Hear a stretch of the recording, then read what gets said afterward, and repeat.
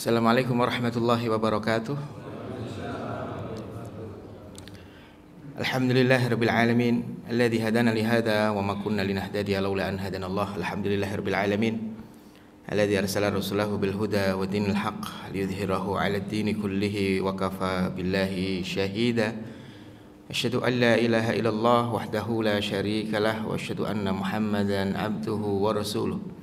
Allahumma salli wa sallim wa barik wa an'im ala nabiyyina Muhammadin sallallahu alaihi wasallam wa ala alihi wa sahbihi wa man tabi'ahu bi ihsanin ila yaumiddin. Allahumma aftah alaina hikmataka wa anshur alaina min khazaini rahmatika ya dzal jalali wal ikram. Allahumma inna nas'aluka fahman nabiyyin wa hifdzal mursalin wa ilhamal malaikatil muqarrabin. Subhanakallahumma rabbana la ilma lana illa ma 'allamtana innaka antal alimul hakim. Amma ba'du, saudara sekalian, jamaah salat subuh Masjid Al-Muhajirin yang dimuliakan Allah. Alhamdulillahirabbil alamin. Puji syukur kita panjatkan kehadirat Allah yang pada pagi hari ini masih terus menyibukkan kita dengan tugas-tugas kehambaan. Dan selama kita ini disibukkan oleh Allah dengan tugas-tugas kehambaan, ya, maka itu artinya kita ini masih diakui oleh Allah Subhanahu wa taala sebagai hambanya. Dan selama kita itu diakui oleh Allah Subhanahu wa taala sebagai hambanya, maka apapun yang terjadi dalam kehidupan kita, maka ada Allah Subhanahu wa taala yang akan siap menjadi pelindung kita, menjadi pembimbing kita, ya, dan yang akan memberikan kebaikan-kebaikan kepada kita semuanya. Hari ini kita akan melanjutkan pembacaan atau pembahasan kitab Al-Awasim minal Qawasim yang disusun oleh Ibnu Arabi, yang berisi tentang mendudukkan fitnah-fitnah, ya, perselisihan yang terjadi di zaman sahabat radhiyallahu anhum ajma'in, agar itu semuanya menjadi menjadi referensi penting bagi kita semuanya. Di mana di awal kajian dulu saya menyampaikan bahwa di antara tujuan besar kita ngaji terkait dengan perbedaan pendapat di kalangan para sahabat radhiyallahu anhum, agar kita itu memahami fikih, ya, fikih perbedaan, ya, dan kita memiliki banyak referensi bahwa dulu orang-orang terbaik, ya, di zaman Nabi itu juga terkadang masuk dalam satu permasalahan yang di dalam masalah itu mereka berbeda pendapat, ya. Dengan begitu maka kita akan mudah untuk mengambil sikap sebagaimana dulu para sahabat radhiyallahu anhum mengambil sikap ketika berbeda pendapat, dan itu nanti akan memudahkan kita untuk menjadikan sahabat radhiyallahu anhum sebagai model, sebagai teladan dalam kehidupan kita, khususnya kalau dalam perbedaan pendapat, perselisihan itu khususnya model di dalam beramal jama'i, ya, dalam bersosial, dalam konteks keumatan. Karena bagaimanapun juga mereka adalah orang-orang yang disebut oleh Nabi sebagai bintang. Dan salah satu fungsi terpenting bintang itu adalah menunjukkan arah mata angin, sehingga di dalam Al-Quran Allah mengatakan wa bin najmi hum yahtadun, dan dengan bintang-bintang itu maka manusia mendapatkan hidayah ataupun petunjuk terkait dengan arah mata angin, tentang musim dan seterusnya. Dan kurang lebih seperti itulah sahabat radhiyallahu anhum ajma'in. Dan ketika kita meneladani para sahabat radhiyallahu anhum ajma'in, memang apa yang mereka contohkan dalam beberapa hal itu adalah sesuatu yang berat untuk kita jalankan hari ini. Tapi berat itu bukan berarti mustahil. Karena Rasulullah SAW sendiri yang menyampaikan bahwa saudara-saudaraku itu artinya adalah orang yang hidup, ya, setelah Nabi, enggak melihat Nabi tapi beriman kepada Nabi. ya, bahwa mereka nanti akan mengamalkan agama sebagaimana orang yang menggenggam bara api.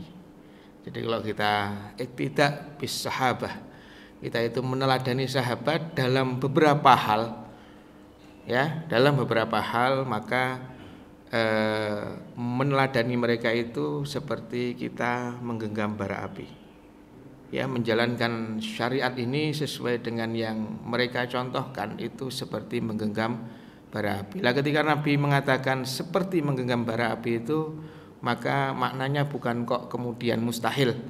Lalu ketika kita mendapati panduan dari sahabat, ya, untuk kehidupan kita hari ini, wah ini mustahil, ini berat, ini, lalu kita tinggalkan, tidak, ya. Tapi Nabi mengatakan bahwa orang yang mengamalkan agama di akhir zaman nanti seperti penggenggam bara api itu artinya adalah bahwa mereka berat melakukan itu, ya, bahwa mengamalkan itu adalah sesuatu yang berat, dan berat bukan berarti mustahil. Makanya Rasulullah SAW kemudian mengapresiasi, dan ini merupakan pemuliaan Allah untuk umat akhir zaman, ya. Nabi mengatakan orang yang beramal, ya, dari umatku di akhir zaman nanti, maka akan mendapatkan pahala 50 sahabatku, ya, akan mendapatkan pahala seperti pahala 50 orang sahabatku. Dan ini kelebihan dan juga kemuliaan yang Allah berikan kepada umat Nabi Muhammad, ya. Dan ini lebih besar dibanding yang Allah berikan kepada orang-orang Bani Israel. Kalau dulu orang Bani Israel begitu lapar, maka Allah kasih manna dan salwa. Begitu haus, maka Allah perintahkan Nabi Musa untuk memukulkan tongkat ke batu, sehingga batu itu memancarkan 12 mata air, ya. Kemudian mereka memakan itu, mereka meminum dari situ, ya. Rasanya itu adalah kelebihan-kelebihan yang luar biasa, tapi perlu kita pahami bahwa itu babnya hanya dalam hal kelebihan materi duniawi. Adapun kita umat Nabi Muhammad, Allah kasih kelebihan, ya, dan bahkan dalam urusan agama dan dalam urusan pahala akhirat. Oke. Maka karena Nabi mengatakan orang yang mengamalkan agama di akhir zaman dengan sebaik-baiknya itu seperti menggenggam bara api, kan itu, maka tadi kita perlu banyak memiliki data dan juga referensi terkait generasi terbaik umat ini, yaitu para sahabat radhiyallahu anhum ajma'in, yang mana kalau kita melakukan amal agama, pahalanya seperti pahala 50 orang sahabat Nabi sallallahu alaihi wasallam. Baik, di pertemuan sebelumnya kita sampai di zaman Umar bin Khattab radhiyallahu anhu, di mana Ibnu Arabi mengatakan tsummastakhlafa Umar. Setelah itu Abu Bakar mengangkat Umar sebagai pengganti, sebagai khalifah. Fadhaharat barakatul Islam. Maka di zaman Umar itu keberkahan Islam nampak, ya. Dan keberkahan Islam nampak itu karena Rasulullah sallallahu alaihi wasallam pernah bermimpi, Pak. Ketika beliau masih hidup, maka beliau bermimpi bainama ana ala bi'rin aski, ketika aku sedang ada di sebuah sumur untuk mengambil air, faja'a Abu Bakar fanaza'a dhanuban au dhanubain, maka datanglah Abu Bakar lalu mengambil timba dari sumur itu untuk mengambil air. Kemudian dia ngambil 1 atau 2 ember, kan itu, ya. Wa fihi mawdha'fun, dan dalam 2 ember yang diambil oleh Abu Bakar itu volume airnya sedikit, tidak banyak, ya. Wallahu yaghfiru lahu, dan Allah mengampuni Abu Bakar, ya, ngambil air 2 ember dan volumenya tidak banyak itu, dan Allah sudah mengampuni Abu Bakar. Tsumma ja'a Umar, setelah itu datanglah Umar bin Khattab radhiyallahu anhu, fanaza'a, Kemudian dia yang mengambil ember itu hatta istahalat fi yadihi ghorban. Ya, begitu ember dipegang oleh Umar, maka ember yang kecil itu jadi ember yang besar. Jadi timba yang awalnya kecil tiba-tiba jadi timba yang besar. Ya. Akhirnya dengan begitu manusia itu bisa menikmati air, ya. Dan falam ara abqariyan yafri faryahu, dan aku belum pernah melihat ada orang yang cerdas yang berkarya seperti Umar bin Khattab berkarya. Nah, itu. Jadi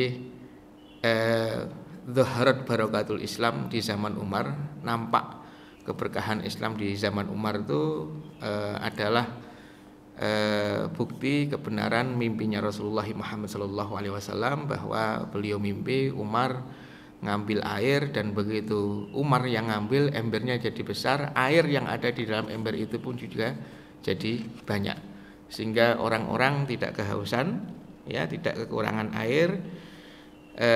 Dan Umar melakukan karya-karya yang Nabi puji, belum ada orang cerdas yang melakukan karya sebagaimana yang dilakukan oleh Umar bin Khattab radhiyallahu anhu.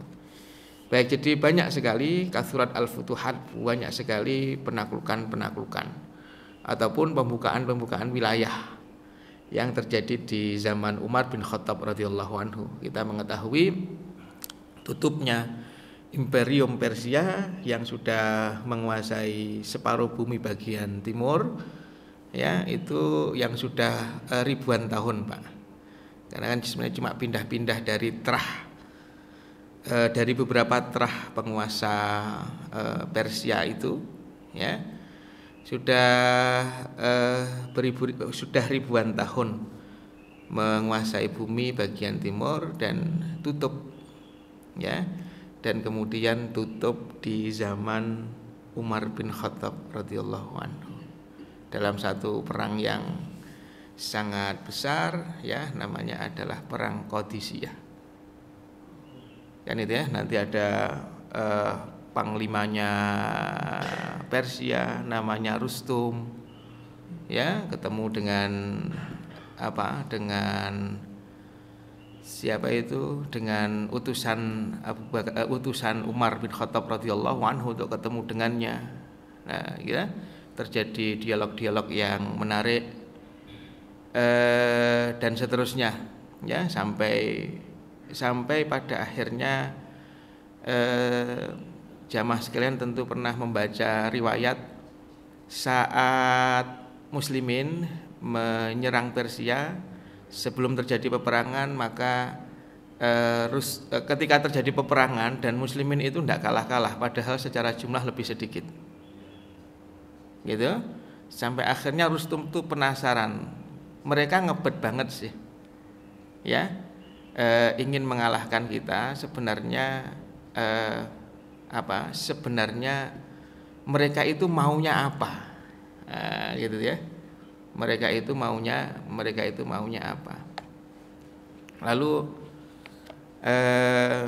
dipanggillah utusan muslimin untuk ketemu dengan raja mereka dan juga panglima perang mereka, dan ketika itu yang diutus adalah seorang sahabat Nabi yang secara style biasa, Pak. Penampilannya juga biasa, kan itu. Kemudian naik kendaraan yang kendaraannya itu kendaraan biasa. Jadi kuda tapi yang kecil, bukan yang besar. Kan itu, ya. Nanti begitu sampai di tenda komando musuh Persia, maka sengaja di tenda komando itu dibuat palang dari tombak supaya utusan muslimin itu masuk ke dalam tenda komando dalam keadaan merunduk.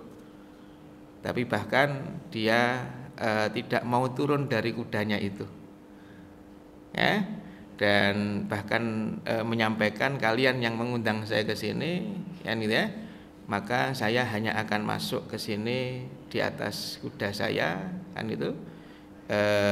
Dan akhirnya mereka tidak mau menyingkirkan palang pintu di depan tenda komando untuk panglima perang mereka. Begitu masuk ditanya, lalu terjadilah dialog yang dahsyat di mana utusan muslimin itu mengatakan bahwa kami ini ya diutus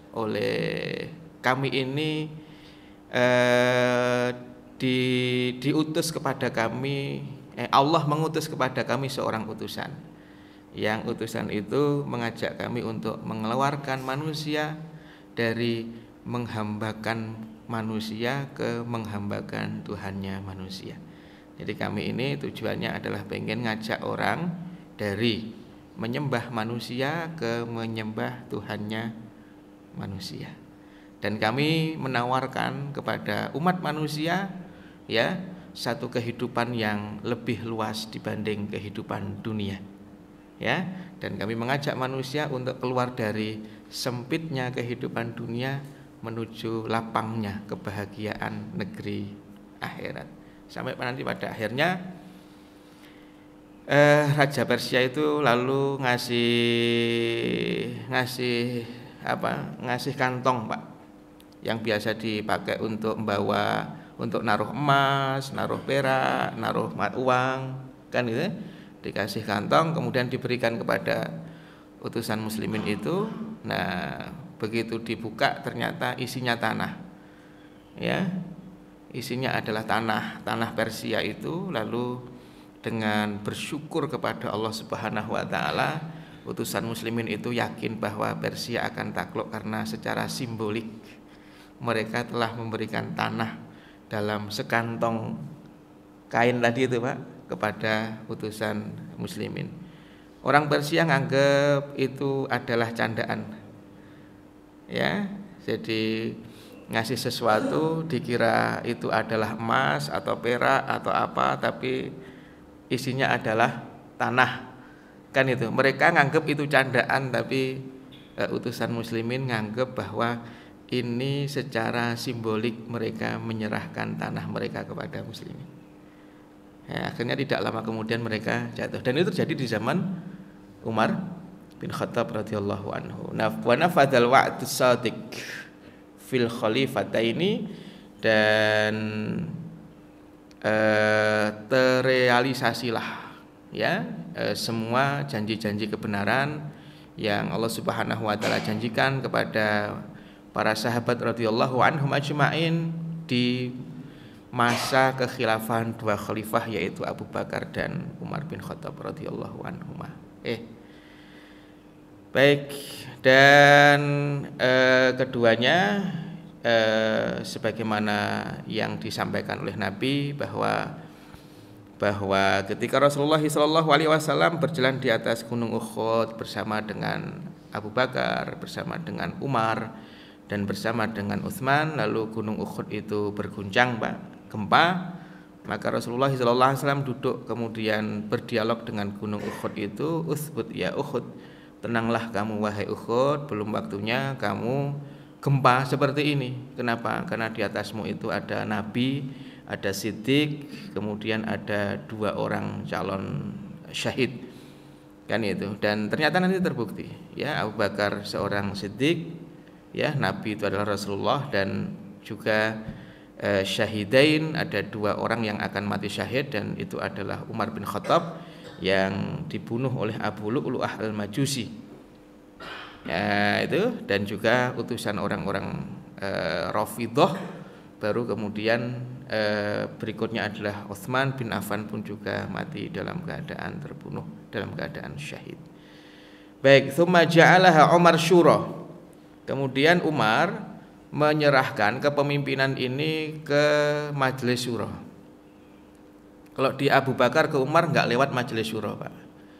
Jadi Abu Bakar dah langsung nunjuk Umar. Begitu masyarakat merasa keberatan, maka Abu Bakar yang menjadi penjamin bahwa nanti kalau Umar kenapa-napa, aku yang tanggung jawab di hadapan Allah Subhanahu wa taala. Kan itu ya? Nah, begitu Umar ke Abu Bakar, ke Utsman, maka sebelum diberikan ke Utsman, ja'alaha Umar syura. Umar menjadikan urusan kekhilafahan ini atau menyerahkan ini ke majelis syura. Dan Umar membentuk majelis syura, Pak, ya, yang isinya adalah 6 orang. Dan 6 orang ini adalah 6 dari 10 sahabat yang dijamin masuk surga. Ya, dan 6 orang itu yang pertama adalah Utsman bin Affan, yang kedua adalah Ali bin Abi Thalib, yang ketiga Talhah bin Ubaidillah, yang keempat Zubair bin Awam, yang kelima Sa'ad bin Abi Waqqas, dan yang keenam Abdurrahman bin Auf. 6 orang nih. Kan itu. Nah, terus masih tinggal 4 kan yang dijamin masuk surga, 10 sahabat itu. Kalau Abu Bakar sudah meninggal dunia, Umar itu yang menunjuk ya majelis syura tersebut. Ada lagi Abu Ubaidah bin Jarrah, nggak ada di sini karena Abu Ubaidah sudah meninggal dunia, Pak. Ya, dan Umar mengatakan kalau Abu Ubaidah masih hidup maka aku nggak menyerahkan kekhilafahan ini kepada majelis syura. Aku langsung nunjuk Abu Ubaidah Ibnul Jarrah. Kenapa? Karena Abu Ubaidah itu dapat jaminan amanah dari Nabi, Pak. Nabi mengatakan likulli ummatin aminun wa aminu hadhil ummah Abu Ubaidah Amir ibnul Jarrah. Setiap umat, ya, setiap nabi itu punya umat, dan setiap umat itu ada orang yang sangat menjaga amanah, dan orang yang paling menjaga amanah di umat ini adalah Abu Ubaidah Amir bin Jarrah.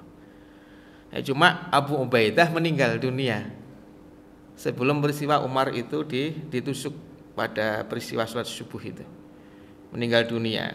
Lah masih ada satu lagi, Pak, yang masih hidup tapi tidak dimasukkan oleh Umar ke dalam majelis syura.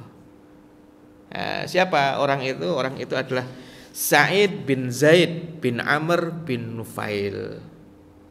Sa'id bin Zaid, ya, bin Amr bin Nufail. Lah Umar ya bin Khattab bin Nufail. Dan alasan Umar enggak memasukkan Sa'id bin Zaid karena Sa'id bin Zaid ini adalah sepupunya sendiri.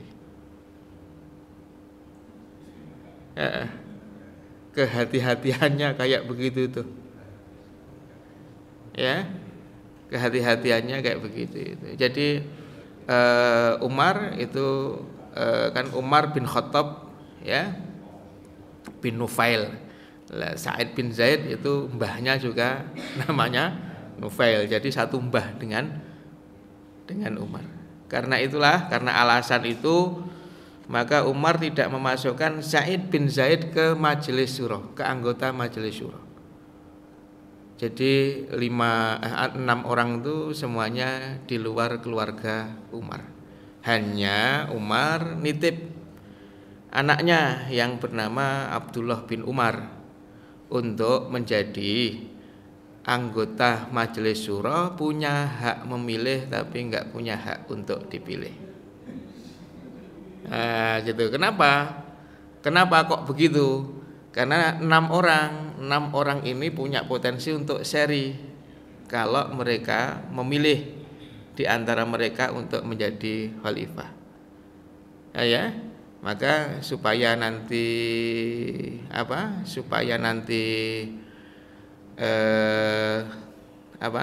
ya begitu ada pemilihan dari 7 orang ini, setidaknya ada 4 dan 3 lah, gitu ya, kalau sama-sama kuatnya. Ya, kalau sudah 3 dan 3 maka ada satu lagi, yaitu siapa? Abdullah bin Umar yang nanti akan menjadi penentu suaranya itu. Ada di sebelah mana. Kan, tapi ya begitu tuh, Pak. Cuma punya hak memilih dan tidak punya hak untuk dipilih. Nah, itu terjadi ya setelah Umar bin Khattab radhiyallahu anhu ditusuk oleh Abu Lu'lu'ah al-Majusi, ya, pada saat beliau menjadi imam di sholat subuh. Nah, saat itulah maka Umar dalam keadaan sakit itu ngasih amanah ini, menyerahkan ke majelis syura itu. Ya, itu dalam keadaan sakit karena tidak langsung meninggal dunia. Ya. Kemudian Umar bertanya, siapa yang membunuh saya tadi? Siapa yang menikam saya ini? Itu kemudian sahabat mengatakan Abu Lu'lu'ah al-Majusi. Ya, dia orang Majusi. Ya. Lalu Umar bersyukur kepada Allah, alhamdulillah, ya, yang menikam aku bukan orang Muslim. Nah, itu. Artinya tidak ada cacat ataupun kritik dalam bab keadilan, ya, yang terjadi selama Umar itu menjadi khalifah. Kan itu Umar tuh jadi khalifah aja Pak. Jangankan manusianya, masyarakatnya. Sedangkan Umar bin Khattab ketika jadi khalifah itu aja, ya, itu juga memperhatikan, ya, binatang-binatang yang ada di wilayah Muslim. Sampai Umar mengatakan kalau ada domba yang jalan kemudian kepleset, ya, di Irak sana, maka aku yakin Allah akan menghisapku gara-gara itu. Kan itu loh, makanya dibuat jaminan pokoknya jalan di sana, itu harus bagus. Jangan sampai ada yang kepleset. Domba juga jangan kepleset. Nanti domba kepleset Umar yang ditanya oleh Allah itu. Wah, itu. Kan itu loh. Makanya nanti hal begini ini kebaikan ini dipelihara Pak. Sampai nanti datang generasi cicitnya Umar bin Khattab. Namanya Umar bin Abdul Aziz. Ya, Umar bin Abdul Aziz itu nikah, itu punya ibu, ya. Namanya Laila itu punya bapak namanya Asim itu punya bapak namanya Umar bin Khattab. Jadi dari jalur ibu Umar bin Laila binti Asim bin Umar bin Khattab radhiyallahu anhu. Nah, di zaman beliau nanti ketika masyarakatnya sudah makmur, ya, maka Umar itu ngirim surat kepada gubernur-gubernur yang ada di daerah-daerah yang wilayahnya Umar bin Abdul Aziz itu kalau kita konversi hari ini 40 negara Pak. 40 negara. Bukan kota. Hari ini 40 negara. Beliau kirim surat ke gubernur-gubernur, apa isinya? Ya, untuk menyebarkan biji-biji gandum di atas bukit, ya, agar burung-burung yang ada di wilayah muslimin tidak mati kelaparan. Bayangkan, ya, itu program penting program pemerintahan di zaman Umar bin Abdul Aziz radhiyallahu anhu. Sudah ngurusi kayak begitu berarti urusan manusianya sudah, karena kan dapat berita dari gubernurnya yang ada di Afrika, ya, dari pagi sampai sore Baitul Mal dibuka, nggak ada orang yang minta. Akhirnya amil-amilnya kan turun ke jalan-jalan Pak, nyari-nyari ada fukara, ada orang-orang miskin atau tidak, kan gitu. Dan ternyata nggak menemukan, ya, nggak menemukan orang-orang miskin. Nah, kalau saya menyebut orang-orang miskin, jangan dibayangkan orang miskin seperti orang miskin hari ini ya Pak, ya. Ya, karena orang miskin itu, orang itu masuk kategori miskin. Kalau kita hari ini itu kan sudah pakai standarnya PBB itu loh, ya, yang miskin tuh ya paling tidak upah perharinya, ya, itu kurang dari $2. Nah, itu miskin. Makanya begitu nanti dinaikkan, maka pasti angka kemiskinan akan bertambah, kan itu. Kalau di dalam agama kita, maka kita mendapati bahwa kategori muslim itu ada dua. Satu orang yang berzakat, yang kedua orang yang dizakati. Orang yang mengeluarkan zakat, dan yang kedua adalah orang yang mendapatkan zakat. Orang yang mengeluarkan zakat itu orang kaya. Orang yang mendapatkan zakat itu orang yang miskin. Itu loh Pak. Sehingga walaupun orang itu punya rumah, ya, tapi dia tidak memiliki uang yang usia haulnya kurang dari nisab, ya, walaupun ada saldo tapi kurang dari nisab, maka sebenarnya dia masuk dalam kategori al-miskin, orang-orang miskin. Ya, nisabnya berapa? Ya, nisabnya kan 85 gram emas. Kan itu. Jadi kalau ada orang, Pak, punya rumah, punya pekerjaan, kemudian dia nabung, nah tabungannya itu dalam kurun waktu 1 tahun dan nggak punya aset-aset yang lain, ada kendaraan-kendaraan dipakai, kan gitu, dan dia contohnya ya pegawai, ya, dan di rekeningnya itu ada saldo taruhlah 70 juta, ya, ada saldo 70 juta. Maka begitu dia sudah ngitung haulnya, maka sebelum ini mencapai nisab, maka ya kurang lebih sederhananya dia belum wajib mengeluarkan zakat walaupun ada saldo 72 atau 70 juta di rekeningnya. Baru kalau ada 85 juta berarti sudah masuk nih, mencapai nisab tapi belum haul, nunggu tahun depan. Kok masih di atas 85, minimal 85 sampai ketemu tahun depan baru dia masuk kategori orang kaya. Nah, gitu ya.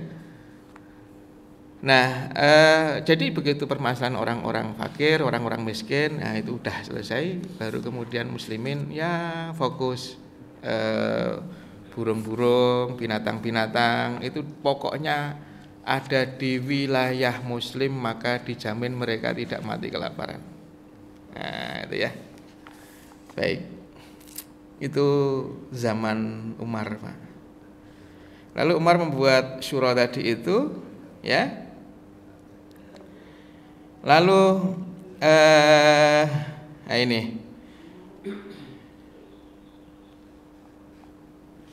wa taharraja ayyaj'alaha ila wahidin min haula ala ta'yin, dan Umar itu enggak nyaman kalau langsung nunjuk ya salah satu dari 6 orang tersebut secara spesifik, namanya pengganti saya adalah fulan gitu. Itu Umar ngerasa fi haraj itu ya rasa enggak enak. Kan itu ya. Karena semuanya orang baik, Pak. Ya. Semuanya orang baik, dan itu kan artinya dari 6 orang itu yang siapapun yang menggantikan Umar ridho, gitu loh Pak. Kenapa? Karena Umar langsung nunjuk 6 orang itu. Jadi bayangkan pada hari itu untuk mencari pengganti Umar itu betapa banyak sekali orang-orang yang berkualitas, sehingga tidak ada namanya krisis kepemimpinan. Wa qala la atahammal amrukum hayyan wa mayyitan wa ayyuridillahu bikum khairan yajma'ukum ala khairi haula kama jama'akum ala khairikum ba'da nabiyikum. Pokoknya kalian pilihlah ya satu dari 6 orang tersebut. Dan dalam bentuk kehati-hatian Umar tidak memasukkan Sa'id bin Zaid karena masih sepupuan dengan beliau. Oke. Kemudian wa qala li ahli syura. Nah, Umar berkata kepada orang-orang yang duduk di majelis syura tadi itu, Pak. 6 orang itu. Umar mengatakan begini, "Yahdzurukum Abdullah." Nanti akan hadir di tengah-tengah kalian anakku, namanya adalah Abdullah bin Umar. Walaisa lahu minal amri syai', tapi dia tidak punya hak untuk dipilih. Ya, enggak punya wewenang. Wa qala bihi khamsina rajulan minal muslimin, ya, dan wa wakkala bihim, dan Umar itu memilih 50 orang muslim, ya, 50 masyarakat muslim. Wa ja'ala alaihim mustahitsan Aba Talhah al-Ansari wal Miqdad ibnul Aswad al-Kindi. Wa qad qala Umar ibnul Khattab radhiyallahu anhu ma adzunun nas ya'dilu Nabi Utsman wa Ali ahadan. Jadi ditunjuk, jadi pokoknya yang punya hak memilih dan dipilih ini nih 6 orang ini, tapi nanti ada juga orang-orang yang akan dimintai pendapat dan jumlahnya ada 50 orang muslim tadi itu, Pak. Kan gitu. Ini orang-orang yang sudah dipilih. Ayo, ada Miqdad bin Aswad, ya, ada Abu Talha. Tahu Abu Talha? Abu Talhah itu bapak angkatnya Anas tuh, atau bapak tirinya Anas. Karena dia nikah sama Ummu Sulaim. Ummu Sulaim ibunya Anas. Ya.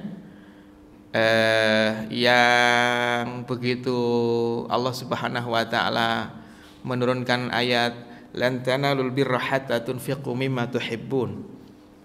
Tidak akan diterima kebaikan sampai kalian menginfakkan harta yang kalian cintai. Maka Abu Talhah itu punya kebun terbaik di kota Madinah. Dan kebun itu kurang lebih mepet dengan Masjid Nabawi. Hari ini ada di dalam Masjid Nabawi, Pak.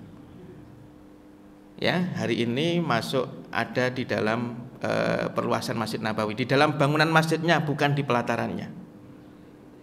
Kan itu. Dan kebun itu namanya kebun Birha atau Bi'ruha. Nah, itu kebun terbaik lah. Di kebun itu Nabi Muhammad itu punya kebiasaan kalau siang hari digelarin tikar di situ, dan Nabi Muhammad itu istirahat siangnya di situ itu, Pak, karena sejuk, seger. Ya, di situ juga ada air yang Nabi senang dengan air yang ada di dalam ada sumur, Pak. Ada sumur yang Nabi senang, ya, menikmati air yang ada di dalam kebun itu, air sumur yang ada dalam kebun itu. Kan itu. Lah itu nanti sama Ummu Sulaim Nabi gelar tikar, Nabi tidur siang di situ. Ya, dan riwayat menyebutkan nanti setelah selesai qailulah, istirahat siang, ya, tikarnya itu kan bersentuhan dengan kulitnya Nabi yang berkeringat. Dan nanti Ummu Sulaim itu ngambilin bekas-bekas keringat Nabi yang nempel di tikar itu, kemudian motekin itu, lalu mencampurkan ke dalam minyak wangi. Kan itu. Jadi minyak wangi yang dicampur dengan potongan-potongan tikar yang sudah terkena dengan keringatnya Rasulullah.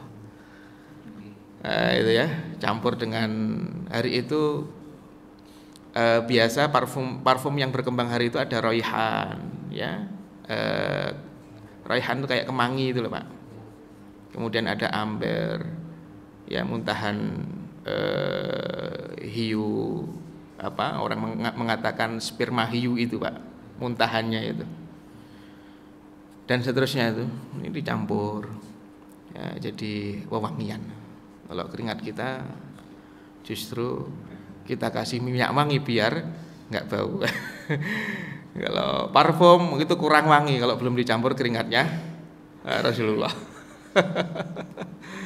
Itu yang punya kebun itu namanya Abu Talhah, mepet sama Masjid Nabawi lah, deket lah, banget deket sama Masjid Nabawi. Nah, itu. Lalu Abu Talhah mendatangi Nabi, Rasulullah, saya mendengar Allah menurunkan firman-Nya, tidak diterima kebaikan sebelum kamu infakkan harta yang paling kamu cintai. Dan harta yang paling aku cintai adalah kebun Birha itu, atau kebun Bairuha itu. Kan itu.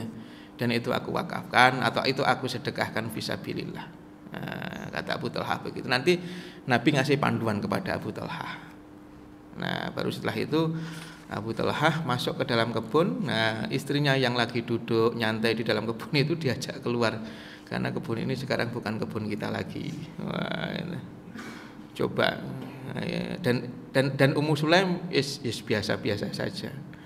Kok nggak ngomong-ngomong sama saya sih? Wah, itu ya. Wah, ini aset termahal kita, terbaik kita, main wakaf aja. Nggak gitu tuh, Pak. Jadi betapa ya, dan itu menunjukkan betapa qawamahnya Abu Talhah. Ya, betapa qawamahnya Abu Talhah. Baik. Jadi di antara mereka ada yang namanya Abu Talhah. Berarti 50 orang yang ada di sekitar Majelis Syura itu orang-orang terbaik gitu. Gitu ya. Baik, saya akan selesaikan ini sedikit lagi baru kemudian kita tutup, Pak. Jadi sampai Umar mengatakan, dan aku yakin bahwa orang-orang itu tidak akan menyelisihi Utsman ataupun Ali. Nah, itu. Kenapa? Karena ini prediksi Umar. Dari 6 orang yang aku tunjuk itu pasti yang dapat suara adalah Utsman sama Ali.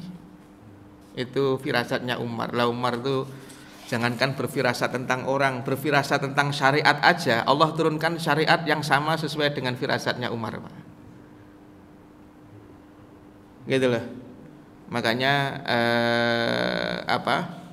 ada namanya al-muwaffaqat.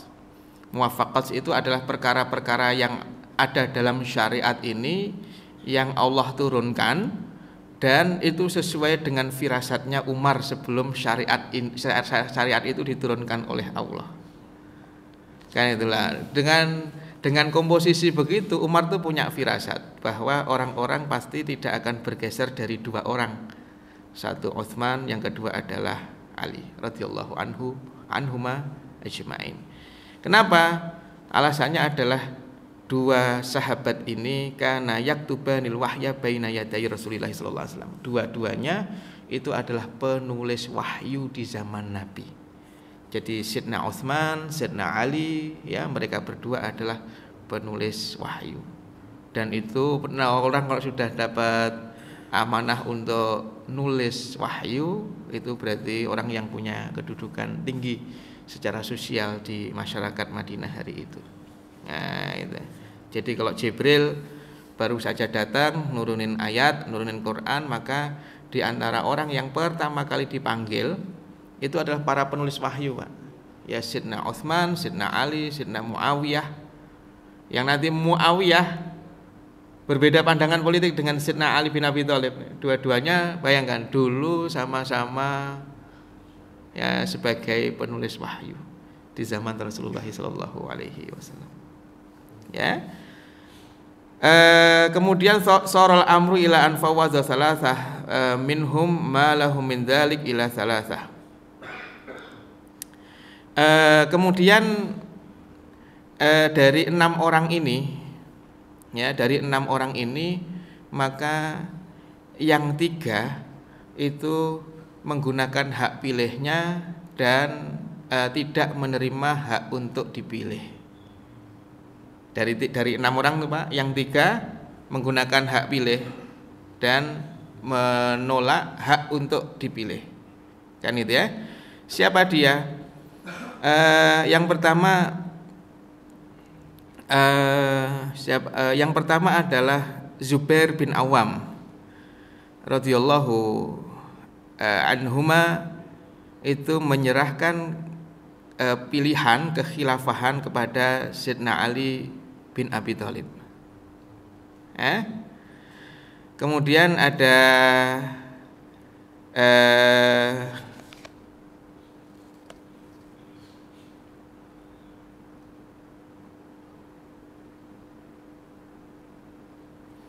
Sa'ad bin Abi Waqqas. Wah itu.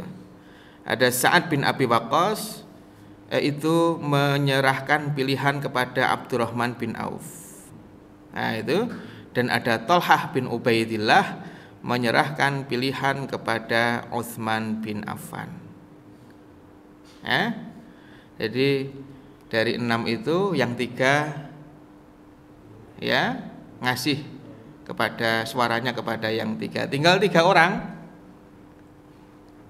Sayyidina Utsman, Sayyidina Ali sama Sayyidina Abdurrahman bin Auf. Setelah itu apa? Faqala Abdurrahman li Ali wa Utsman. Abdurrahman berkata kepada Ali dan Utsman, ayyukuma yabra'u min hadzal amr fanufawidul amra ilaihi. Siapa di antara kalian berdua yang berlepas diri dari berlepas diri dari pemilihan ini, artinya mau memberikan suaranya kepada yang lainnya, kan gitu. Maka kita akan gampang, ya sudah itu aja yang akan kita tunjuk sebagai khalifah. Wallah alaihi wal Islam. La yuwalliyanna afdal ar-rajulaini al-baqiyan fa uskita asy-syaikhani Ali wa Utsman. Maka baik Imam Ali maupun Sayyidina Utsman dua-duanya tidak menjawab. Jadi kan 3 orang tadi yang terpilih, Abdurrahman, Utsman, Ali. Abdurrahman bilang, ya aku ndak Kira-kira kalau di antara kalian berdua siapa yang mau turun dari calon yang terpilih, calon pilihan? Maka dua-duanya diam, Pak. Kan itu ya? Dua-duanya diam. Faqala Abdurrahman, maka Abdurrahman mengatakan, fa inni atruku haqqi min dzalik. Aku enggak ngambil hakku untuk dipilih. Ya, wallah alayya wal Islam an ajtahida fa uwalli aulakuma bil haqqi. Faqala na'am. Dan aku yang akan berijtihad untuk nunjuk salah satu dari kalian berdua. Jadi aku akan memberikan suaraku kepada salah satu dari kalian berdua. Jadi di awal Abdurrahman menawarkan pokoknya baik yang jadi khalifah itu Sidna Utsman atau Sidna Ali itu udah pasti baik. Kan itu. Kalau ada yang meninggalkan haknya untuk dipilih, maka cepat selesai.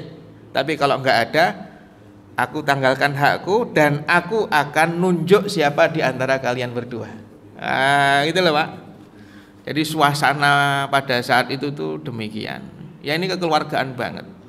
Dan nanti mungkin bapak-bapak muncul pertanyaan, loh kenapa Sidna Utsman, Sidna Ali kok dua-duanya nggak mau ithar dengan yang lainnya, kan begitu ya. Karena dua-duanya itu dalam posisi dipilih, bukan meminta.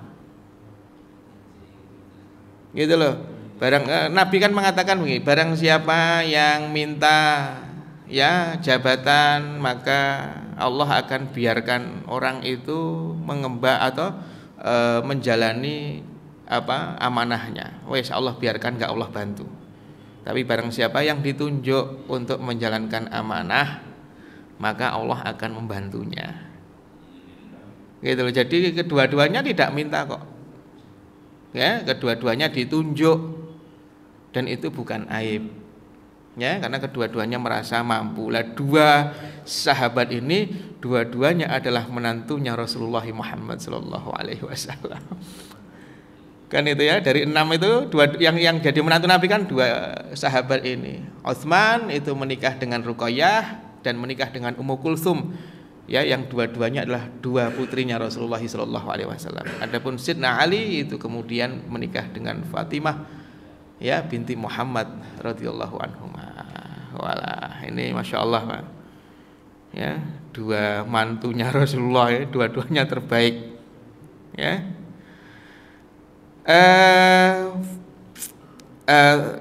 Dua-duanya sepakat. Oke, kita sepakat. Siapapun yang ditunjuk oleh Utsman berarti kita ridho, dia yang jadi khalifah. Tsumma khataba kullu wahidin minhuma bima fihi minal fadl. Kemudian Abdurrahman itu mendatangi Ali untuk bertanya bagaimana pendapatmu tentang Utsman. Lalu Abdurrahman bin Auf mendatangi Utsman untuk bertanya bagaimana pendapatmu tentang keutamaan Ali. Ya, gitu ya. Wa akhadha alaihi al-ahad wal mitsaq la in wallahu la ya'tilanna. Dan Abdurrahman ngambil sumpah dari keduanya, pokoknya kalau kamu jadi khalifah berarti kamu harus adil. Dan seterusnya. Faqala kullun minhuma na'am, keduanya sepakat. Tsumma tafarraqu, lalu mereka berpisah tuh, 3 orang itu habis ngobrol tadi itu, Pak. Ya, habis ngobrol bertiga, Abdurrahman minta masing-masing adil siapapun yang jadi khalifah. Abdurrahman nanya, Ali bagaimana pendapatmu tentang Utsman? Maka Ali mengatakan, Utsman layak jadi khalifah. Utsman ditanya bagaimana pendapatmu tentang Ali? Ali layak jadi khalifah. Itu loh, Pak. Jadi masya Allah itu suasananya begitu itu, gitu loh. Suasananya demikian dan tidak melibatkan emosi massa. Kan itu loh, nggak melibatkan. Ya Allah, sayang Pak, masyarakat itu ndak dapat apa-apa, ya, cuma digoreng emosinya. Mbok ya diajak bahagia, wong kita itu pesta.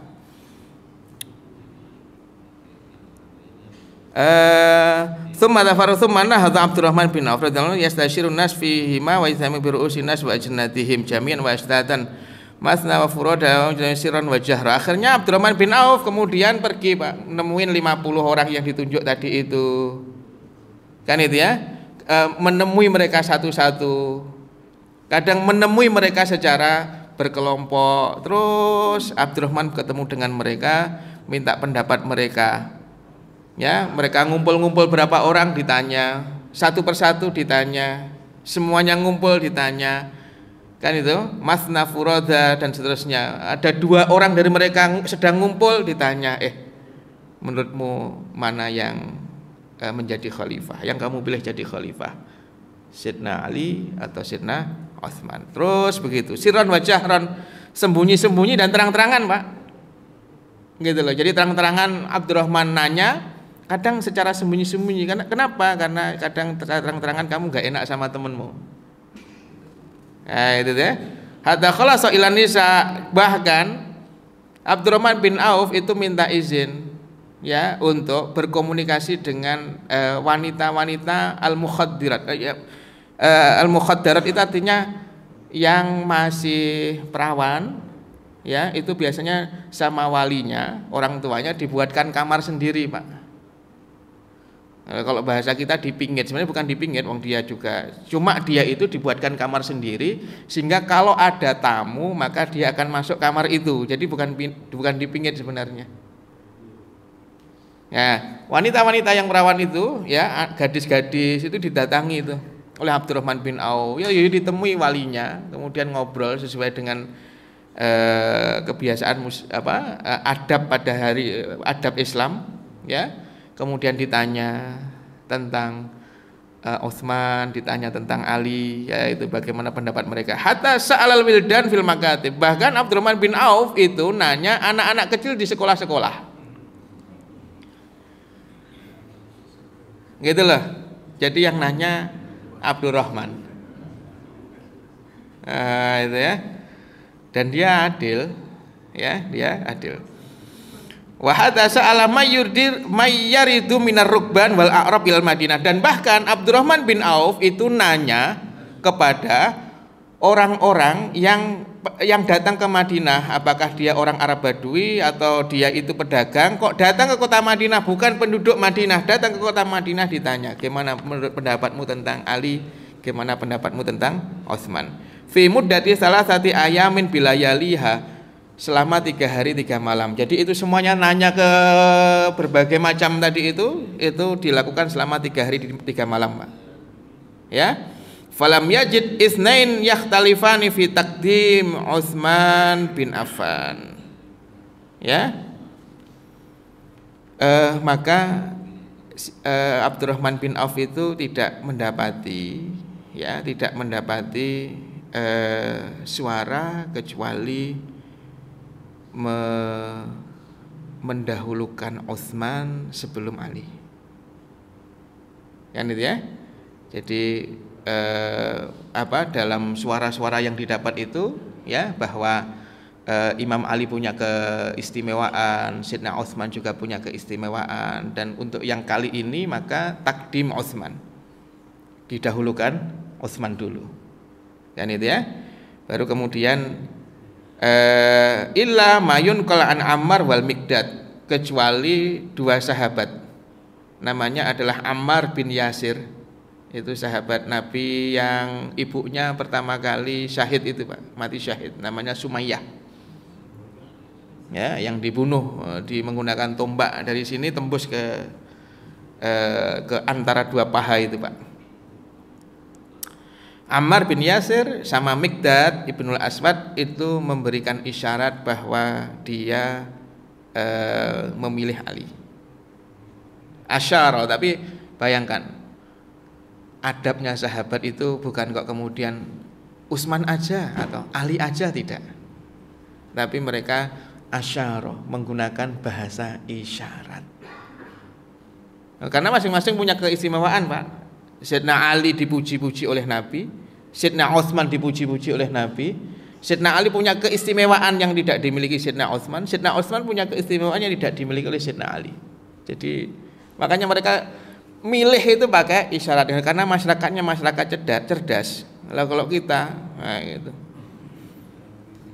Ya, ini ada lingkaran, sedikit melenceng dari lingkaran itu aja sudah nggak sah suaranya. Padahal sebenarnya kan itu mengisyaratkan ke situ, gitu ya. Kalau sahabat karena mereka masyarakat yang pinter-pinter, pakai isyarat aja paham. Nah, gitu.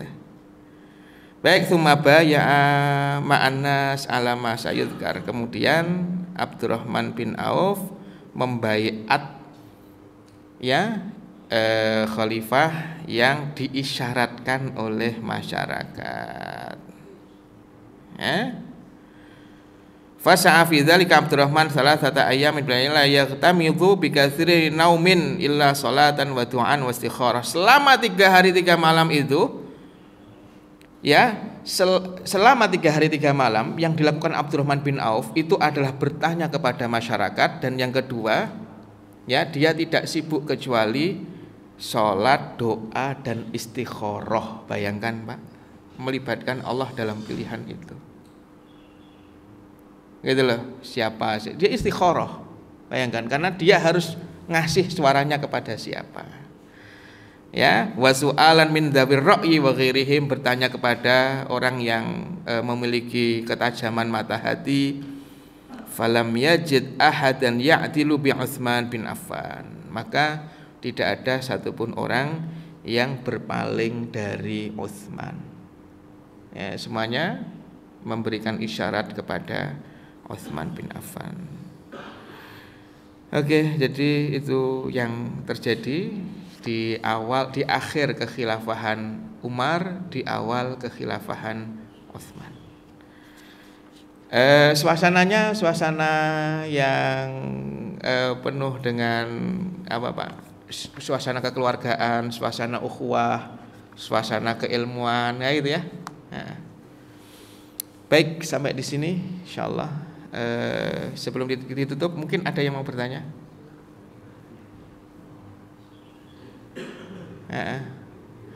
Nanti habis ini pertemuan yang akan datang kita akan bahas fitnah di zaman Utsman. Jadi Utsman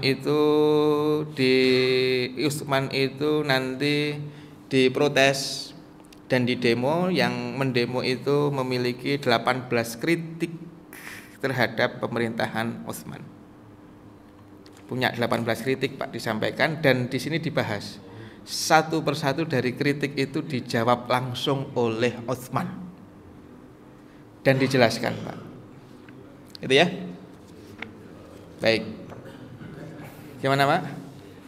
Iya, Utsman nggak pakai jubir. Pokoknya dia yang langsung menjelaskan itu. Gimana Pak? Nggak lari, ya, dihadapi. Tayyib, sudah cukup Pak ya, insyaallah. Insyaallah demikian, dan mudah-mudahan kita semua yang hadir pagi hari ini di Masjid Al-Muhajirin ini menjadi duta-duta Allah untuk persatuan umat ini Pak. Ya, karena kita ngaji tentang bagaimana keharmonisan para sahabat walaupun mereka berbeda pendapat tuh. Maka mestinya kita semuanya bisa menjadi duta-duta Allah Subhanahu wa taala untuk urusan persatuan umat ini. Dan kita harus ada di garda terdepan ya, yang berbicara tentang konsep persatuan ya, dan juga bahkan dalam pengamalan persatuan umat ini. Demikian yang bisa saya sampaikan, mudah-mudahan manfaat dan barokah. Assalamualaikum warahmatullahi wabarakatuh.